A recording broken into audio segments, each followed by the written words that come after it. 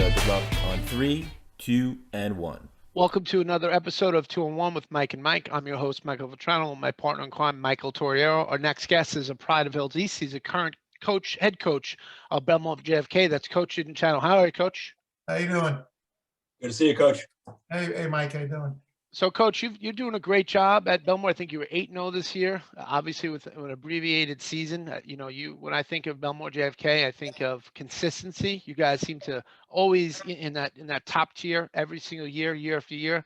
A couple of questions I always ask our guests right off the bat is, how did you get involved in the sport, Coach? The way I got involved in the sport, I was in 7th grade health class with Tom Mignani was my health teacher. And I got an 82 on the test. I remember staring at it and like, how did I get an 82? He goes, well, you would have got a 95 if you would have wrestled this year. So I was like, okay, I'll wrestle. So I wrestled with Coach Mignani and starting in 8th grade. And his passion for the sport just got into me. And that was in 1982 or 1983. And here I am still doing it. So, Coach, obviously he's one of the most renowned coaches I think we have in Suffolk County, and both Mike and I have personal relationship with certainly some of his nephews and sons and all of that. So the big time family.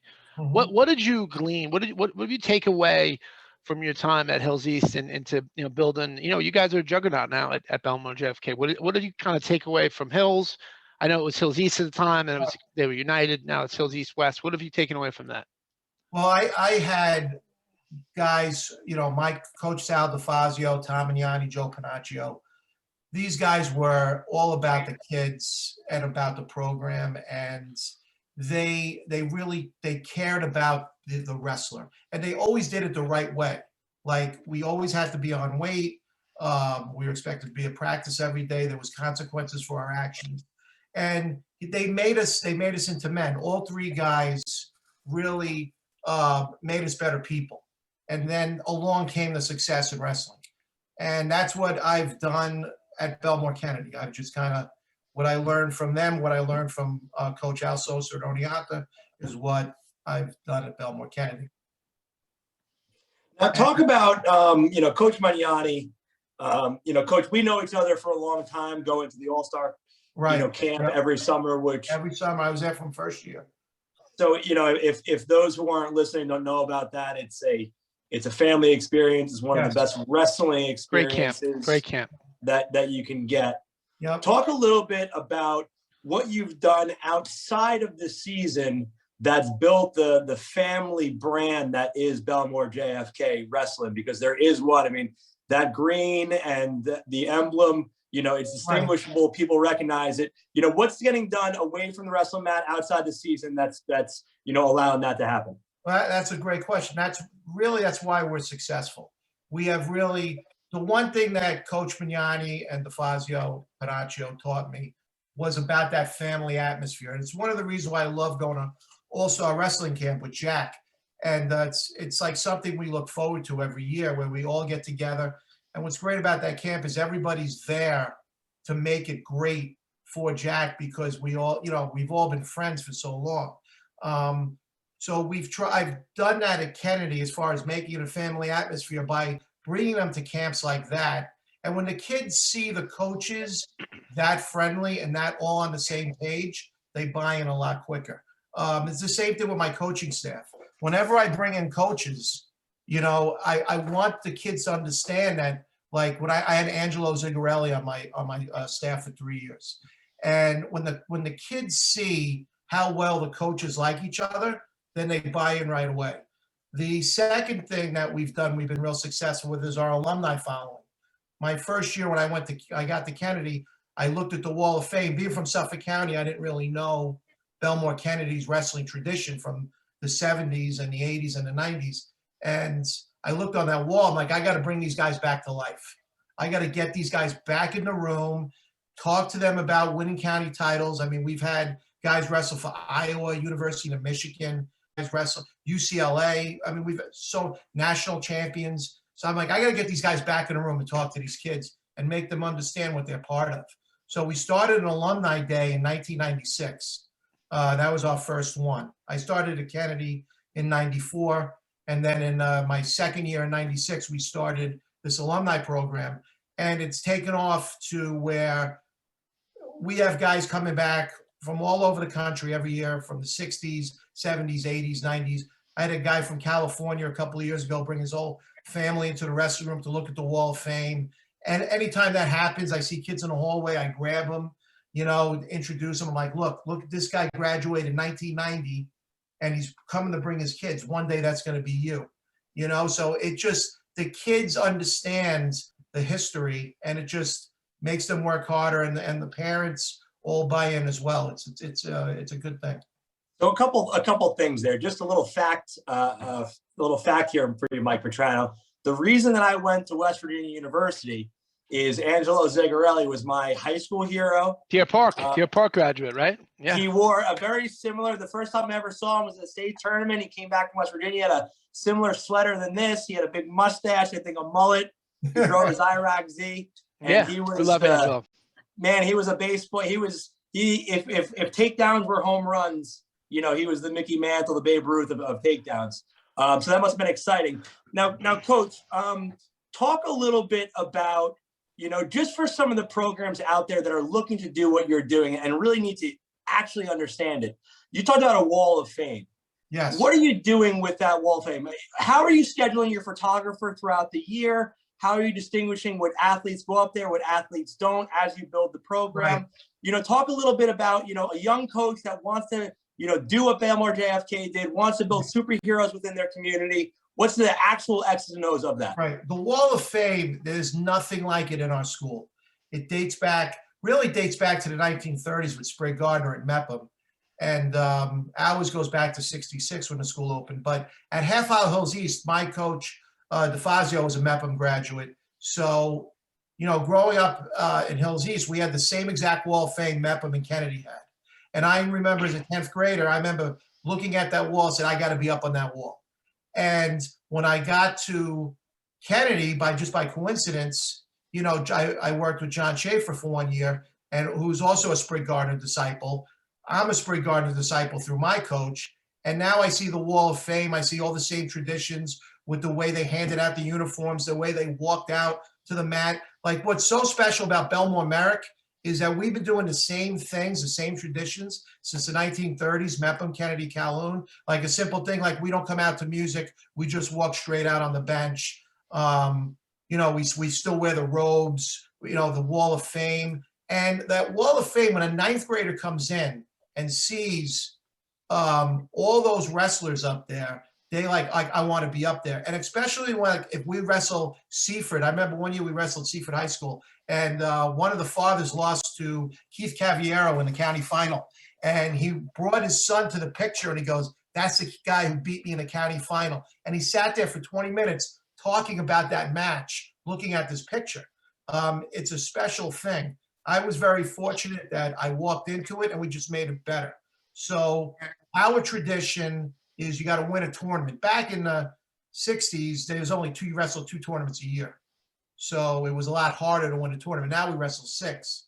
So we still have that tradition going. And then we've also added all county. If you get on the podium, we put your picture up on the wall. And then we have a county champion all state wall in the front of the room. We put that in the front of the room. So when the kids are doing, you know, their stand-ups and they're drilling, that when they're looking at that's the wall they look at, they see all our state champions and county champs. Mike, are you getting chills? I'm about to get Mike on something, because I bet Mike didn't know. I'm a Sprague Gardner disciple, because my first coach in 9th grade was Coach Fitzgerald. Yes. And him and his brother both went to Memphis, so I bet you Michael didn't know that. Yeah. So, Coach, I'm getting excited listening to you. I mean, you always fire me up when I'm around you. You know, you're definitely someone that anyone would love to wrestle for. Or, you know, it's fun to watch you in the corner. Your guys wrestle super hard for you. I want to talk to you about. So, you guys were 8-0 this year, right? You guys were undefeated. Obviously, there were times that we didn't even think we were going to have a season. We were going to have a season. We weren't going to have a season. We're going to have a season. We had a season. 8-0. That's a significant accomplishment. Tell me about your team kind of this year, and what were your goals? Did you realize how good you guys are going to be? I mean, we all think as coaches, you know, this is going to be we're going to have a great team. It doesn't always pan out that way. But what were you thinking when you first started out? Yeah, that's a great question. So from the time I've got there, we've kind of gone cycles, like of every 3 years, we have a good team. So we bring in like that 9th grade group, and then we get their skills up, and usually in like 2 to 3 years, they're ready to go. So we were hitting our stride with DeFillipo and Shindel, and we knew we had a special group of kids. So now COVID happens in March, right? And I'm like, all right, there's no way that it's still going to be around and ruin our season. We felt like with New York State going to top 3, top 3 guys go to the States, we had a real good shot to send at least 3 kids. So we were real excited. And then all of a sudden I get into school and here we are. And it was devastating. It really was. I was like kind of borderline depression, honestly, because not only were they good wrestlers, they were just really good kids. So we had like a 1% chance to wrestle. And our athletic director and superintendent and principal, like our administration, were incredible. And they just were trying to find ways to keep the kids active in case we had a season. So we had intramurals, and then we got that call that February 1st, you were going to get to wrestle. And this was like on a Wednesday.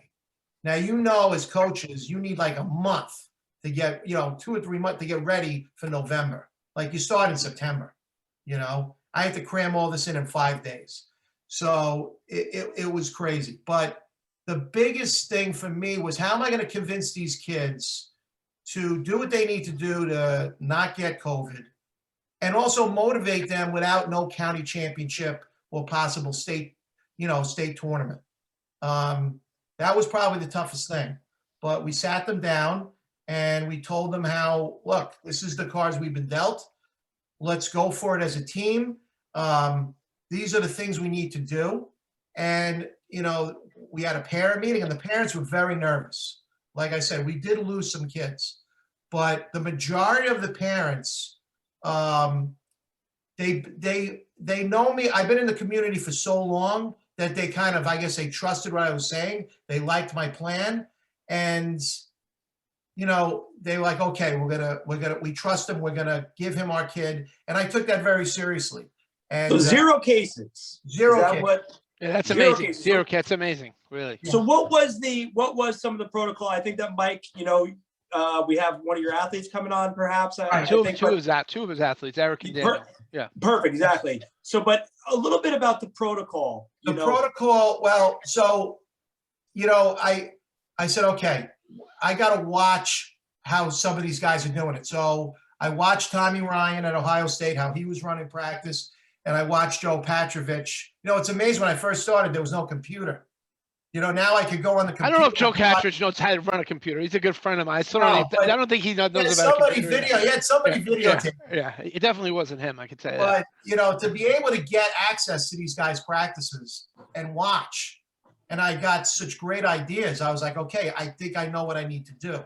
So we broke the room up into boxes, into like quadrants, and let's Vetrano and DeGaetano, you guys are going to wrestle for 4 weeks. I got $5 on you every time. I don't know. That probably wouldn't go too well for me. Let's use someone else. Just so everybody does. We'll put it together. Right. We'll get you some money in your pocket.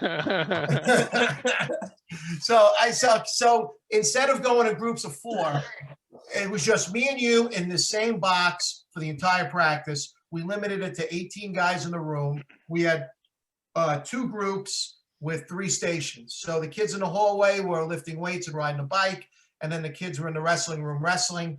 But if their partner was absent, I told them they weren't getting another partner, which led to, I think we had 29, 30 kids with perfect attendance. Because they knew, I'll tell you what, you look at the positive sides of this, the team aspect was so big that these kids actually had to rely on each other. And they knew if I had come to practice that Mike couldn't wrestle today.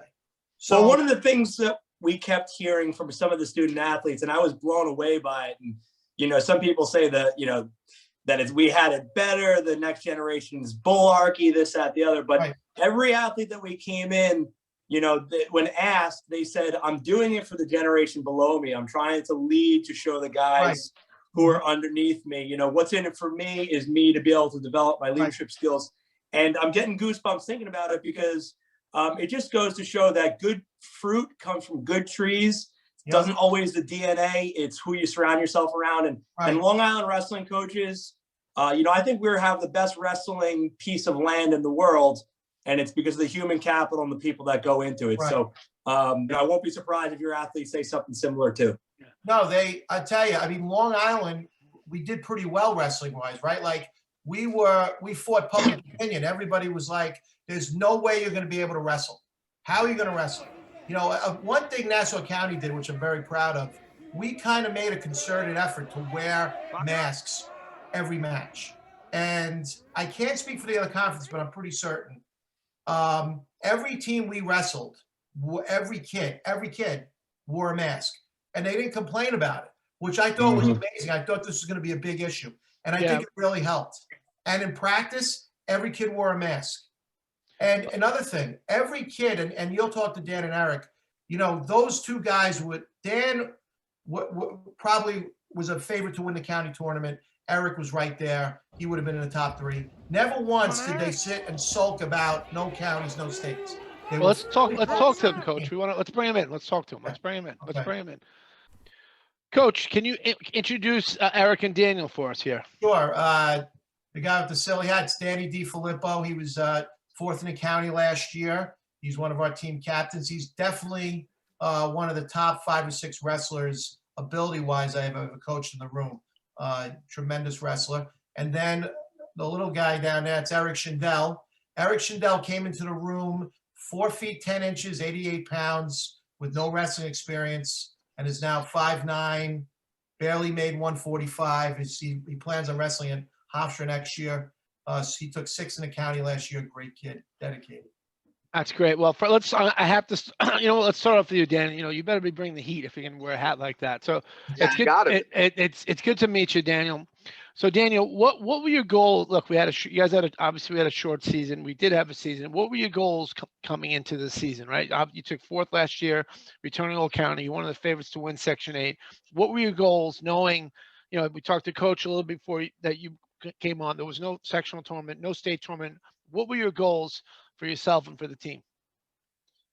Honestly, I wanted to leave in terms of team, I wanted to leave the team in a good standing. I wanted to be able to leave and feel like, you know, the leadership and the qualities that I felt like I brought to the table and a lot of the other seniors brought was upheld and going to be continued. I wanted to make sure that there were, you know, some traditions or some, you know, warm up things or just little tidbits that were going to stay and move forward in the rest of the next coming Kennedy Cougars.